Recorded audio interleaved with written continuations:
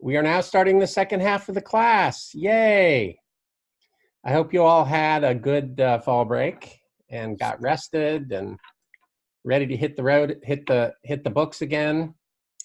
As you probably know, the second half goes faster than the first half, and the assignments build up in lots of classes, so don't fall behind. When is the next exam? Anybody know? Isn't it in like 2 weeks?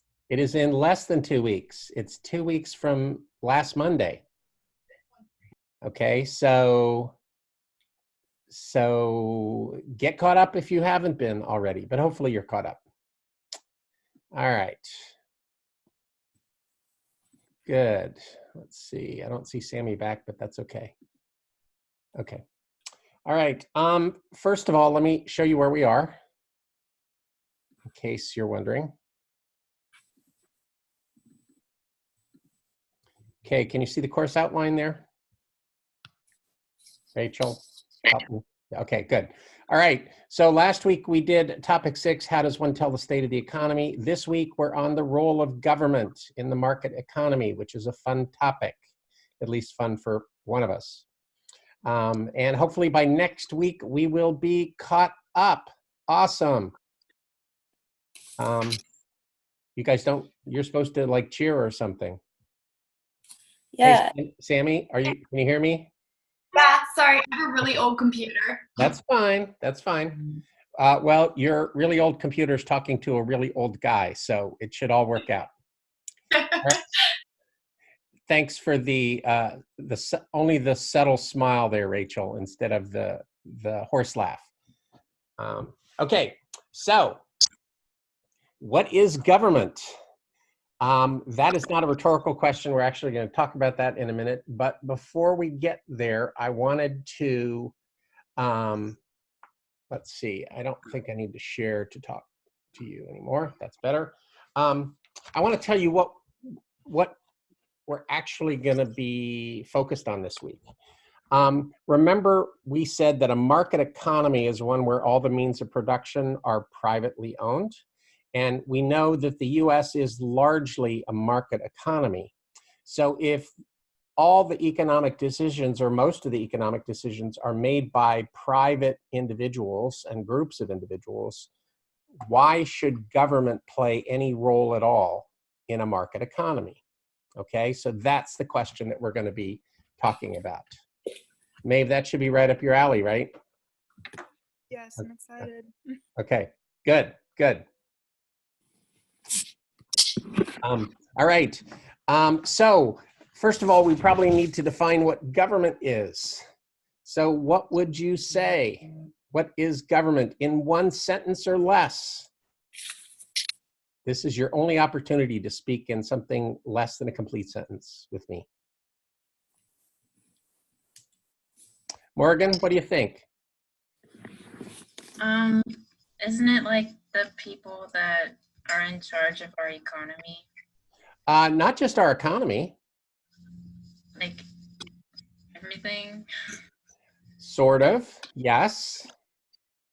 Why do we need someone in charge? I thought we were all adults here. Don't we know how to take care of ourselves?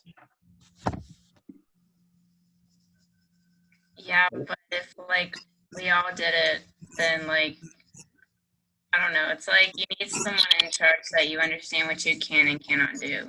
That sounds like you're describing parents. Oh. I thought when you went away to college, part of the point was to get away from the parents. At least I'm still with my parents. That's what my kids tell me. Okay, Morgan, I'm going to give you a pass. Okay. Because you're only one of half a dozen people in here. So somebody else. Why do we need somebody in charge?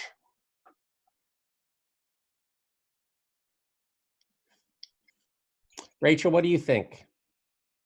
Because everybody has different ideas and we all just can't go around doing each other's ideas. There has to be like one thing to like lead by. I don't need somebody to tell me what to do. Do you? Well, sometimes.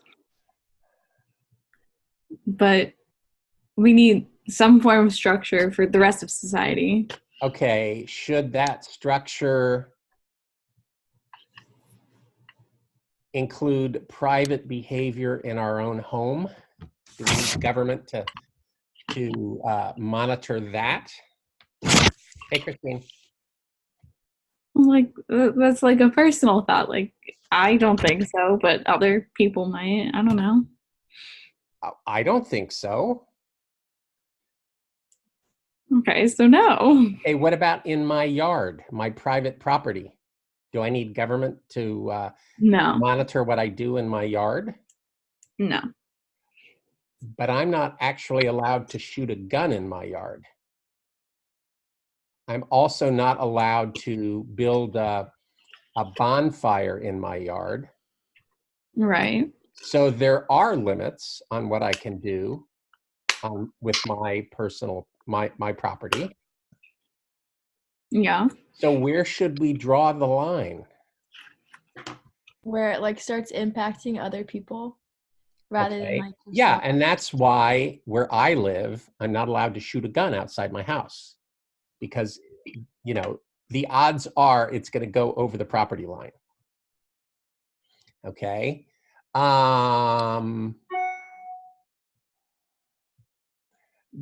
But shouldn't we be able to get along with our neighbors without having a referee to come in and say, this is right and this is wrong?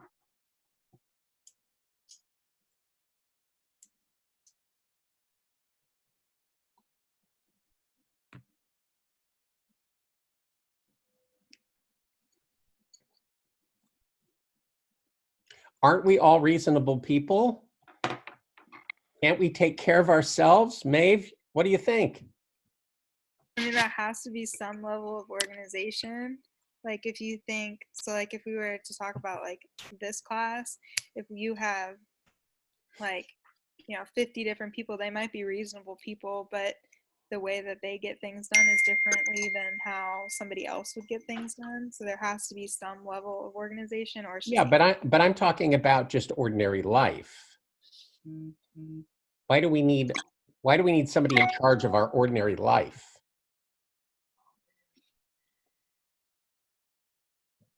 I guess there has to be some level of like right and wrong behavior. Ooh, morality. We talked about that today. Okay, so is morality a thing? Is it real? Does it exist? Yes. Okay. So if we all know what's right and wrong, then why do we need government to enforce that? Are you going to rob your neighbor's house, Maeve? I mean, I certainly hope not. Okay. Me neither. So why do we need a law that says something? Excuse me, my pot is about to boil over. Think about that. I'll be right back.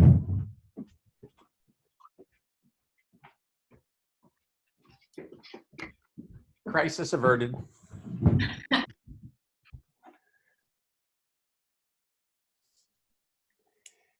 Remember Hobbes, not Hobbes as in Calvin, the earlier Hobbes. Political philosopher, 16th century England. Is that like the that's the idea, like you need somebody, not need somebody, but like if you don't have somebody keeping you accountable, like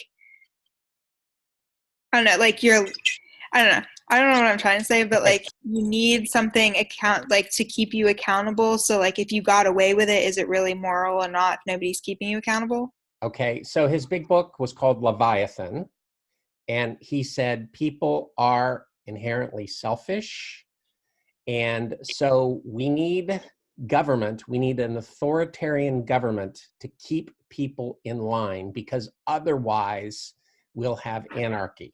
That's a paraphrase. That doesn't really sound like the kind of world that I would like to live in, with an authoritarian government. What do you guys think? Christine? I definitely wouldn't want to live in an authoritarian government. Good, good. But I guess he has a point. And like, if there's no rules, then you can just do whatever you want. And But Maeve just said that we have morality. And so my position here is that if we just all do the right thing, then we won't have a problem. We don't need no stinking government to push us around. some people's morality are different than others, though, I Oh. feel like. Yeah, not everyone's as nice as Maeve. Some people are more selfish. Yeah. Go Maeve. All right. So it sounds like when we have a government, we give up a lot. We give up the right to lead our lives any way we want. Okay? We give up freedoms. What do we gain from that? Do we get anything from government? Protection.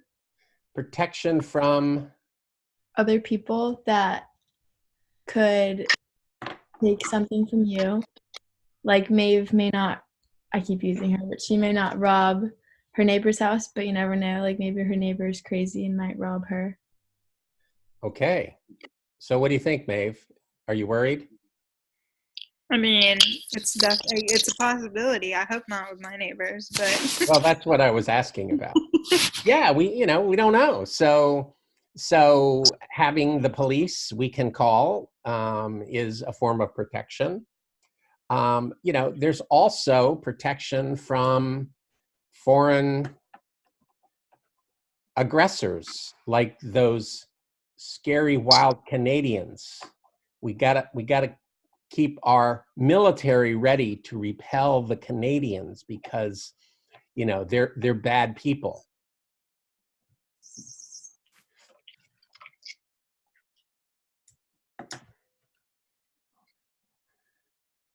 All right. So what that means is that government is sort of an agreement, a social contract that people make to give up certain freedoms in order to get protections of various types, and some other services that people aren't very good at providing for themselves. Things like police and military and things like that.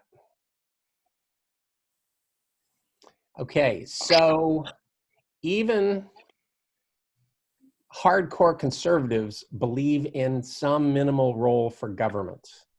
Okay, at the low end, what's important is that government should support the rule of law and enforce contracts. If no one supports the rule of law, then we end up with anarchy, more or less. If you think this is not a big deal, you should take a look at the corruption that happens in a lot of developing countries. It makes their societies work much less well. Okay, let's talk a little bit about the kinds of goods and services that government can provide better than we can provide for ourselves. In order to understand this, we need to take a slight digression. It turns out that goods and services fall into two categories, or more precisely, a range between two extremes. The first type is called a private good or service. A private good or service is most of the stuff that we consume as people, okay? Take an apple. You buy it, you pay for it, you get to eat it. There's no one else really involved, okay? So what we say is the cost and the benefits are limited to the individual, the private person. Describing private goods is a little hard because that's what we're used to. Okay, on the other extreme are public goods. public goods are not things that are provided by the government. Rather, they have certain characteristics. They have two specific characteristics. The first is called, gosh, I'm blanking here. The first is called non-excludability. Non-excludability, what that means is that your use of the good does not in any way prevent me from getting the same use of the good. Think about a park, right? You can go and have a picnic in a park, and someone else can go and have a picnic in the same park. Okay, so that's what, actually, that's the definition of the other one. Let me say it differently. Non-excludability is easy. What it means is that once it's provided for everybody, right? So once the city of Fredericksburg creates a park, the park is for anyone who wants to. The second characteristic is called non-rivalness, which means that your use doesn't in any way preclude my use. Contrast this with the apple. If I eat the apple, you can't eat it. But with something like a park, we can both use it at the same time.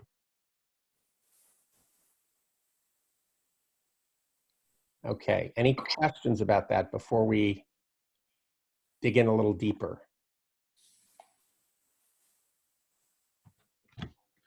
All right.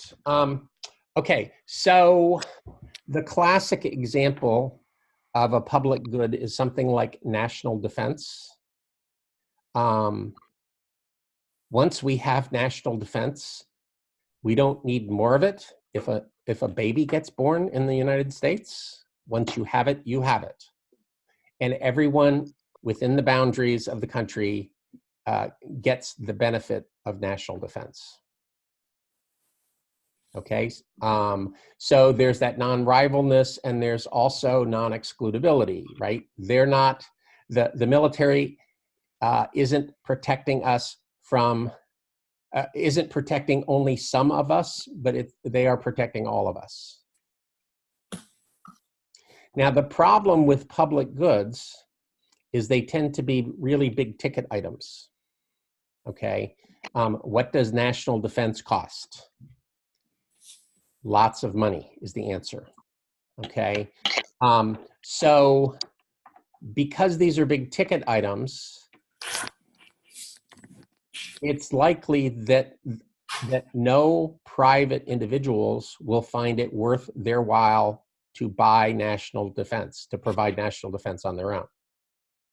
Okay, it wouldn't be rational for them to do that. So the problem with public goods is the private sector won't provide any public goods. And so we will do without something that we all recognize that we need. This is what they call a collective action problem. Does that ring any bells, Maeve? Okay, the idea is there's a need, we all are aware of the need, but we all would rather somebody else pay for it, because once it's there for everybody. Okay, so that's the free rider problem. So the solution to that is government says, okay, we know we need national defense, so we're just going to provide it for everybody.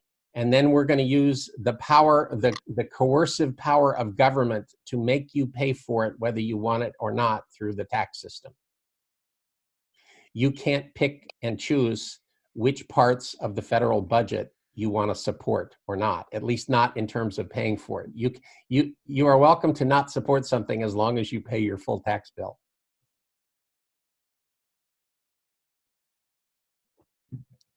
Okay, so the private sector is perfectly capable of supplying enough private goods, but it's not capable of supplying enough public goods. In fact, there would probably be no public goods.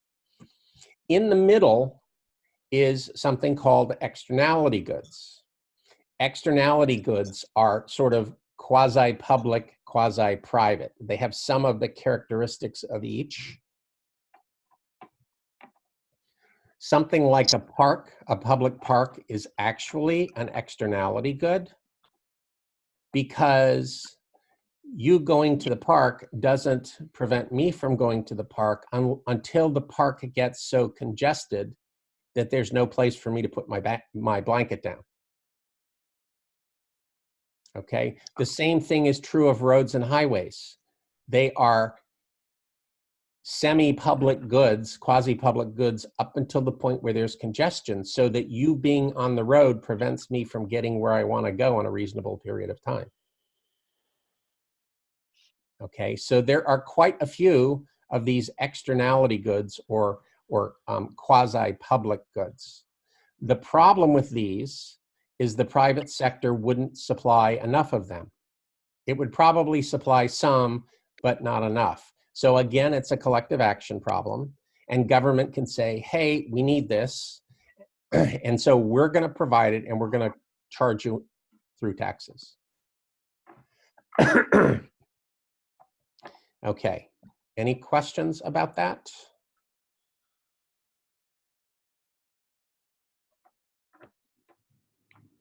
Okay, the last thing that government does, that we're going to talk about at least, is called transfer payments or income transfers. This is the welfare function of government, where money is taken from one group in society and given to another group. The reason for this is equity, fairness. The idea is we're a rich country, and so we shouldn't allow any Americans to starve to death just because they can't afford to eat. That's the idea. It turns out there are a fair amount of transfer programs that actually take money from the poor and give it to the rich. That, in my opinion, is messed up, but you know, be that as it may. Okay. Any questions? All right. Then the best is here now. I have another assignment for you. Okay, I know you're excited by that. Come on, Maeve, crack a smile here. Help me out. Okay, thank you. So I posted the assignment on Canvas. I will put out an announcement about it tomorrow morning. One way to get a sense of government's role in any economy is to look at the government budget, or budgets in this case. If you see where the government puts its money, that gives you a sense of what government is doing. So what I have for you is a summary budget from the federal government, and a summary budget at the state and local level. And what it has is it has all the major sources of income, mostly those are taxes, and all the major spending categories. So in the homework, I ask you, I think it's about 8 questions about different aspects of the budget, so you get a sense of where your tax dollars are going. Okay, this is an assignment for your study group. This isn't just a look up thing, and the reason why is because there's some judgment required. You're going to have to decide, you know, how to combine different parts of the budget. All right. So this assignment is going to be due next Wednesday by 5 o'clock so that we can talk about it in the Hangout.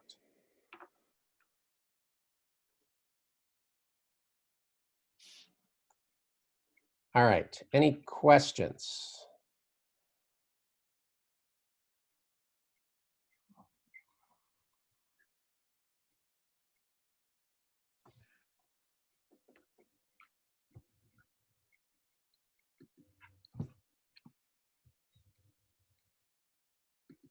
Well, that's all I've got. Morgan, I think your 30 minutes is up. It is. I gotta go.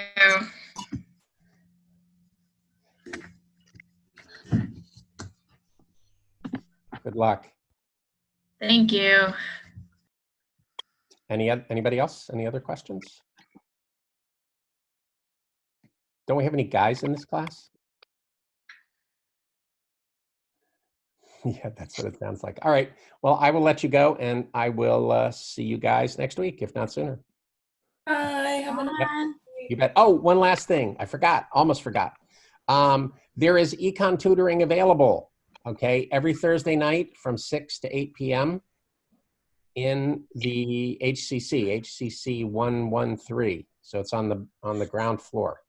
It's around the corner from the digital auditorium, if you know where that is.